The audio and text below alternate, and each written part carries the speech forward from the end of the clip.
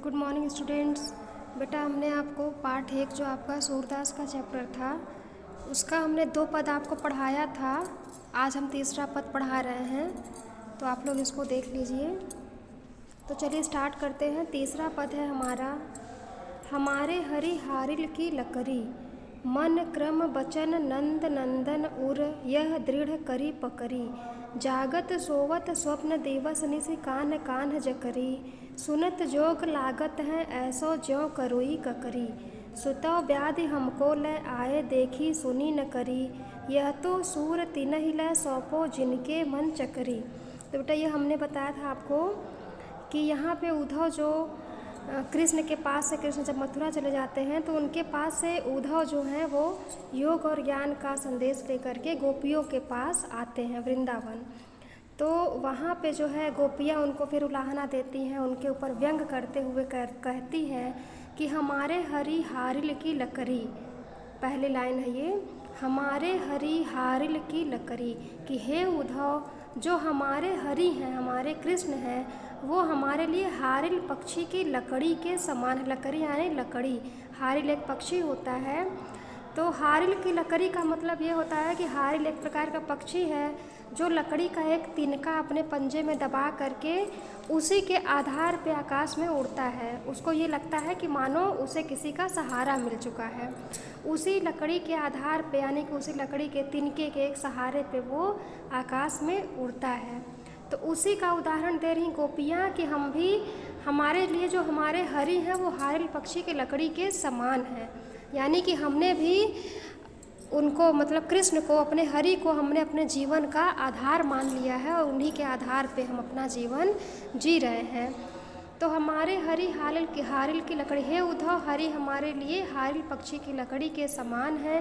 मन क्रम वचन नंद नंदन उर, यह दृढ़ करी पकड़ी, हमने अपने मन से, कर्म से, वचन से नंद नंदन यानी नंद बाबा के, उर यानी हृदय से, नंद बाबा के उस बेटे को हृदय से यह दृढ़ करी पकड़ी, हमने दृढ़ता से पकड़ लिया है।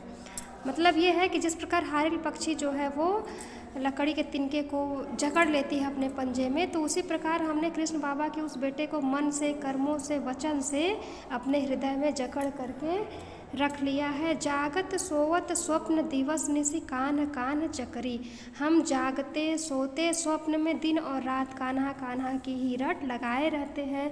सुनत जोग लागत है ऐसे ज्यों करोई ककरी, यो योग और ज्ञान की बातें, सुनत जोग, जोग मतलब होता है योग ज्ञान की बातें, योग सुनत यानी सुनना, तो सुनत जोग लागत है ऐसो, ये योग और ज्ञान की बातें सुन करके हमें ऐसा लगता है ज्यों करोई ककरी, जैसे वो कड़वी ककड़ी हो। यानी जिस प्रकार कड़वी ककड़ी को हम नहीं खा सकते हैं, उसी प्रकार योग और ज्ञान की बातें भी हमारे लिए अग्रहणीय हैं, हम उसको ग्रहण नहीं कर सकते।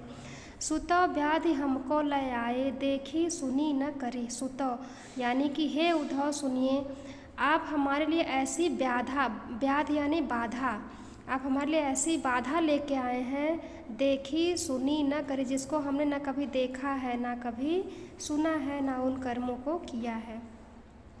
यह तो सूर तिनहि लै सौंपो जिनके मन चकरी, सूरदास कह रहे हैं कि गोपियाँ कहती हैं कि हे उद्धव आप ये योग और ज्ञान की बातें जा करके उनको सुनाइए जिनका मन चक्री के समान अस्थिर है।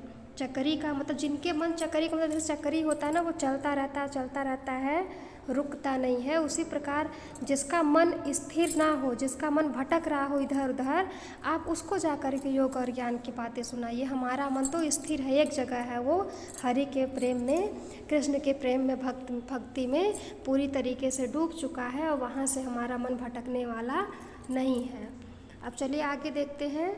चौथा हमारा ये पद है, लास्ट है, हरि है राजनीति पढ़ी आए, समुझी बात कहत मधुकर के, समाचार सब पाए, इक अति चतुर हुते पहले ही अब गुरु ग्रंथ पढ़ाए, बढ़ी बुद्धि जानी जो उनकी जोग संदेश पठाए, उद्धव भले लोग आगे के परहित डोलत धाए, अब अपने मन फेर पाई है चलत जो होते चुराए, ते क्यों अनीति करे आपुंजे और अनीति छुड़ाए, राज धर्म तो यह सूर जो प्रजा न जाहि सताए।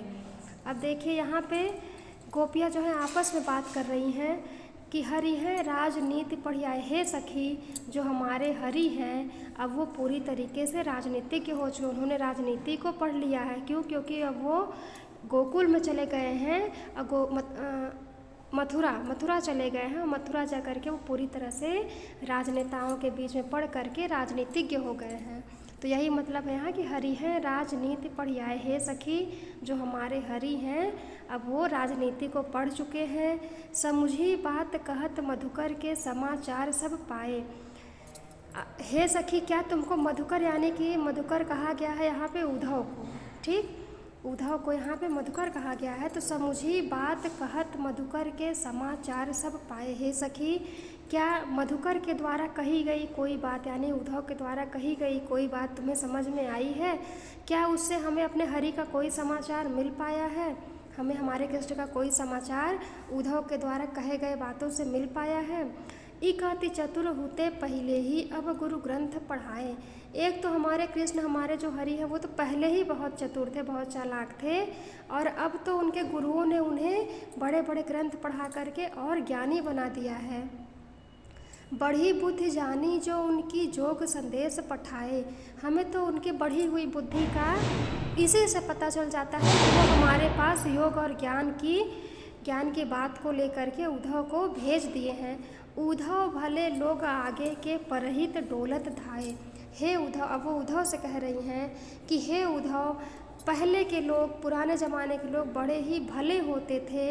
क्यों? क्योंकि वो परहित, यानी कि दूसरों के हित के लिए एक जगह से दूसरे जगह जाया करते थे।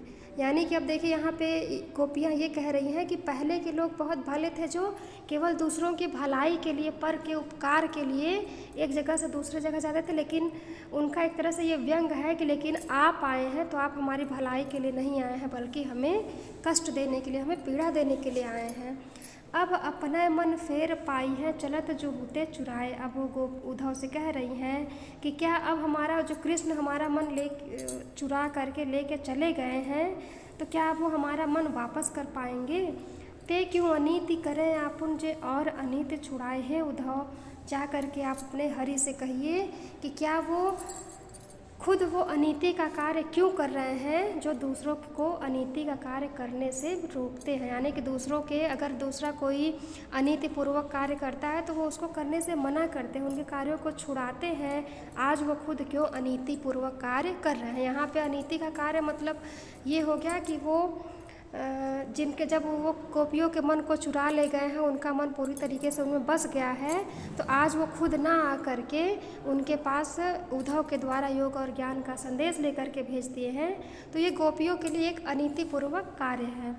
राज धर्म तो यह सूर जो प्रजा न जाहि सताए। सूरदास कहते हैं कि गोपियाँ कह रही हैं, हे उद्धव, राजा का धर्म तो ये होता है कि प्रजा को उसके माध्यम से किसी भी प्रकार से न सताया जाए। लेकिन यहाँ पे कृष्ण क्या कर रहे हैं कि कृष्ण जो है वो गोपियों को एक तरह से सता रहे हैं, उनको सजा दे रहे हैं। तो ये बेटा आपका पहला चैप्टर खत्म।